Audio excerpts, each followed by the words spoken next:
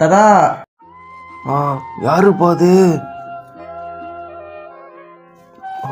பேரா எப்படி பாருங்க, பார்த்தே ரொம்ப நாளா ஆச்சுப்பா. ஆமா தாத்தா 10 நாள்லயே விட்டாங்க. இனிமே இங்கதான். சரி காணா பாட்டுன்னு சொல்லி விடு. காணா பாட்டாப்பா? சொல்லித்தரேன். என்ன பேரா நல்லா பண்றேன். போதும் நிறுத்து. தாத்தா அவங்க அப்பா தான் கூட்டேங்கிறேன். அதெல்லாம் பார்க்க சொல்ல ரத்தம் கொட்டிடுது தாத்தா.